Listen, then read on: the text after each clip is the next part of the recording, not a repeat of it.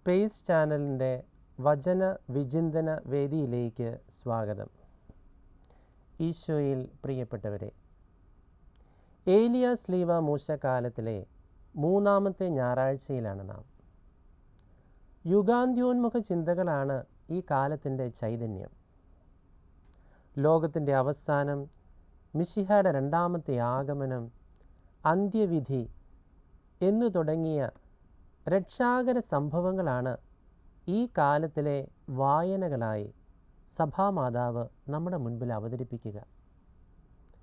ഈ പശ്ചാത്തലത്തിൽ വേണം ഇന്നത്തെ സുവിശേഷ ഭാഗം, മത്തായിയുടെ സുവിശേഷം 13-ാം അധ്യായം 24 മുതൽ 30 വരെയുള്ള തിരുവചന ഭാഗങ്ങൾ, കളകളെക്കുറിച്ചുള്ള ഉപമ നാം മനസ്സിലാക്കുവാൻ. ഫ്രാൻസിസ് മാർപ്പാപ്പയ്ക്കും വളരെ ഇഷ്ടപ്പെട്ട ഒരു തിരുവചന ഭാഗമാണിത്. കാരണം ലോകനീതിക്കും മനുഷ്യയുക്തിക്കും അപ്പുറമുള്ള ദൈവകാരുണ്യത്തെ പ്രതിപാദിക്കുന്ന, വിശദീകരിക്കുന്ന ഒരു ഉപമയായിട്ടാണ് ഫ്രാൻസിസ് മാർപ്പാപ്പ ഇതിനെ അവതരിപ്പിക്കുന്നത്. അതായത് ദൈവകാരുണ്യത്തിൻ്റെ ഒരു ഉപമയാണിത്. ഈശോയുടെ പ്രഘോഷണ ശൈലിയുടെ പ്രത്യേകതയായിരുന്നല്ലോ ഉപമകൾ.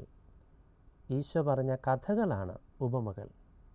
ജീവിതഗന്ധിയായ ഒരു പ്രഘോഷണ രീതിയായിരുന്നു ഇത്. നമ്മുടെ സ്വന്തം ജീവിതാനുഭവങ്ങളിൽ ദൈവത്തെക്കുറിച്ചുള്ള മഹാരഹസ്യങ്ങൾ ഒളിഞ്ഞിരിക്കുന്നു എന്ന് സാരം. ദൈവരാജ്യത്തെക്കുറിച്ചുള്ള ഒരു ഉപമയായിട്ടാണ് ഈശോ കളകളുടെ ഉപമ നമ്മുടെ മുൻപിൽ അവതരിപ്പിക്കുന്നത്. സ്വർഗം, ദൈവരാജ്യം എന്നൊക്കെ പറഞ്ഞാൽ നമ്മുടെ ചിന്തകൾക്കൊക്കെ അപ്പുറം, അങ്ങ് ഉയരങ്ങളിൽ, ആകാശത്ത് എന്നിങ്ങനെയാണ് നാം ധരിച്ചു വെച്ചിട്ടുള്ളത്. എന്നാൽ സത്യത്തിൽ ഈശോ ഈ ഉപമയിലൂടെ പറഞ്ഞു വയ്ക്കുന്നത് സ്വർഗം നമ്മുടെ ഉള്ളിലാണ് എന്നുള്ളതാണ്. ദൈവം വിതച്ച നല്ല വിത്ത് വളരുന്ന ഹൃദയ വയലാണ് ദൈവരാജ്യം, സ്വർഗം. പ്രിയപ്പെട്ടവരെ, നമുക്ക് സ്വർഗം നമ്മുടെ പുറത്ത് ബാഹ്യമായ ലോകത്തിൽ അന്വേഷിക്കേണ്ടതില്ല. മറിച്ച് ദൈവം വസിക്കുന്ന യഥാർത്ഥ സ്വർഗം നമ്മുടെ ഹൃദയമാണ്, നമ്മുടെ ജീവിതമാണ്. ഈശോ ഉപമകൾ പലതും പറഞ്ഞിട്ടുണ്ടെങ്കിലും എല്ലാവർക്കും, ജനക്കൂട്ടം മുഴുവനും ഇത് മനസ്സിലായി എന്ന് നാം ധരിക്കരുത്. എന്തിന്, ശിഷ്യന്മാർക്ക് പോലും പലതും മനസ്സിലായില്ല. അതുകൊണ്ട് അവർ ജനക്കൂട്ടമൊക്കെ പിരിഞ്ഞതിന് ശേഷം ഈശോയുടെ അടുക്കൽ രഹസ്യമായി വന്ന് വീട്ടിൽ വന്ന് ചോദിച്ചു, കർത്താവേ, ഞങ്ങൾക്ക് ഈ ഉപമ ഒന്ന് വിശദീകരിച്ച് തരണമേ.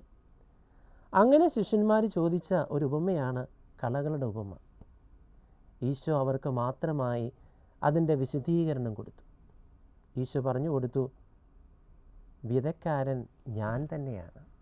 ഈശോ തന്നെയാണ് വിതക്കാരൻ. നല്ല വിത്ത് ദൈവമക്കളാണ്. കളകൾ സാത്താൻ്റെ സന്തതികളാണ്.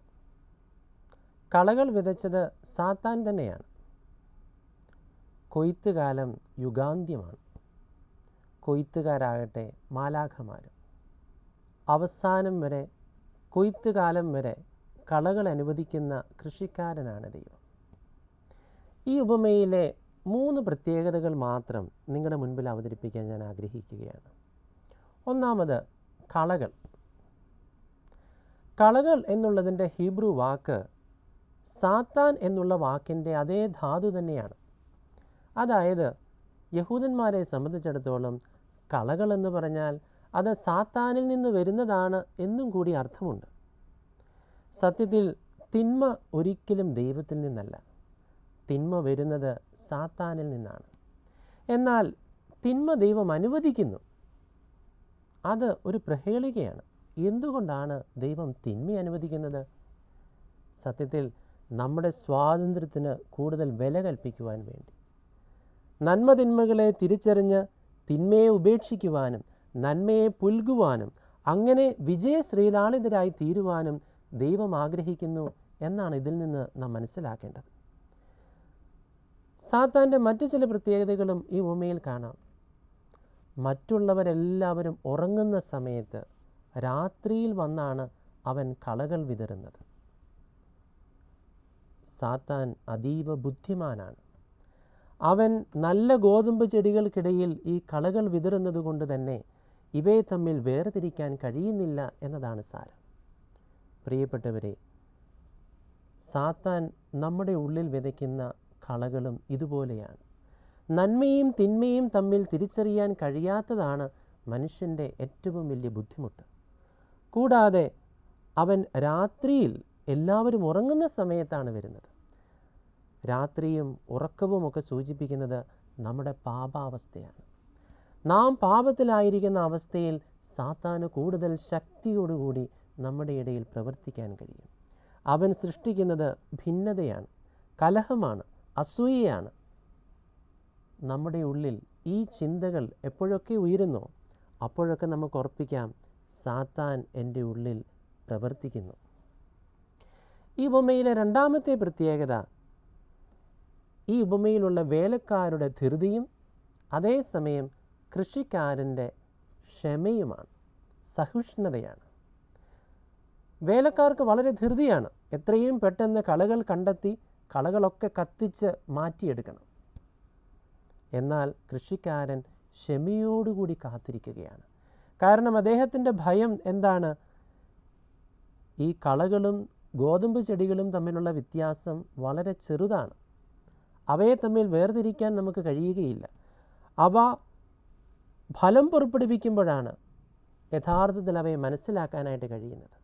അപ്പോൾ അതുവരെയും കാത്തിരിക്കുന്ന ക്ഷമയുള്ള ഒരു പിതാവായിട്ടാണ് ഈശോ സ്വയം അവതരിപ്പിക്കുന്നത്, പിതാവായ ദൈവത്തെയും അവതരിപ്പിക്കുന്നത്. ഈശോ ദൈവത്തിൻ്റെ ദീർഘക്ഷമയെ പല ഉപമകളിലൂടെ അവതരിപ്പിക്കുന്നത് നമുക്കറിയാം. 2 മക്കളുടെ ഉപമയിൽ ഈശോ അത് പറയുന്നുണ്ട്. ഒന്നാമത്തെ മകൻ വന്ന് പറഞ്ഞു, മകനോട് അപ്പൻ ചോദിച്ചു, മോനെ, നിനക്ക് കൃഷിയിടത്തിൽ പോയി കൃഷി ചെയ്യാമോ? അവൻ പറഞ്ഞു, ഇല്ല. പക്ഷേ അവൻ പിന്നീട് പോയി. ഇവിടെ പോകില്ല എന്ന് പറഞ്ഞപ്പോഴും ആ പിതാവ് ക്ഷമയോടുകൂടി അവന് വേണ്ടി കാത്തിരുന്നു. 3 വർഷം നട്ടുവളർത്തിയ അത്തിവൃക്ഷം ഫലം തരാതിരുന്നപ്പോഴും വീണ്ടും 1 വർഷം കൂടി, കർത്താവിൻ്റെ 1 വർഷം കൂടി കാത്തിരിക്കുന്ന കൃഷിക്കാരനാണ് ഈശോ.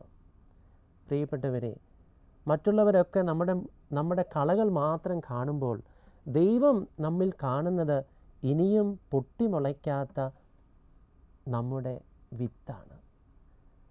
നമ്മുടെ ഉള്ളിൽ വിത്തുണ്ടെന്നും അതിനിയും പൊട്ടിമുളച്ചിട്ടില്ല എന്നും ഒരിക്കലെങ്കിലും അത് പൊട്ടിമുളയ്ക്കും എന്നുള്ള വലിയ പ്രതീക്ഷയിൽ കാത്തിരിക്കുന്ന സ്നേഹപിതാവാണ് നമ്മുടെ തമ്പുരാൻ.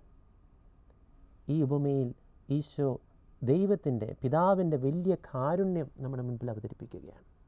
ഈ ഉപമയിലെ 3ാമത്തെ പ്രത്യേകത വിത്തിനെക്കുറിച്ചുള്ള, നല്ല വിത്തിനെക്കുറിച്ചുള്ള ഈശോയുടെ കാഴ്ചപ്പാടാണ്. ഈശോ തന്നെ സ്വയം അവതരിപ്പിക്കുന്നത് നല്ല വിത്തായിട്ടാണ്. ഈശോ തന്നെ യോഹന്നാൻ്റെ സുവിശേഷം 12-ാം അധ്യായം 24-ാം വാക്യത്തിൽ ഇപ്രകാരം പറയുന്നു, ഗോതമ്പ് മണി നിലത്ത് വീണ് അഴിയുന്നില്ലെങ്കിൽ അതൊരിക്കലും ഫലം ചൂടുകയില്ല. എന്നാൽ നിലത്ത് വീണ് അഴിയുന്നെങ്കിലോ അത് ഫലം പുറപ്പെടുവിക്കും. ഈശോ തൻ്റെ മരണത്തെയും ഉത്ഥാനത്തെയും ഓർത്തുകൊണ്ടാണ് ഇപ്രകാരം അവതരിപ്പിച്ചത്.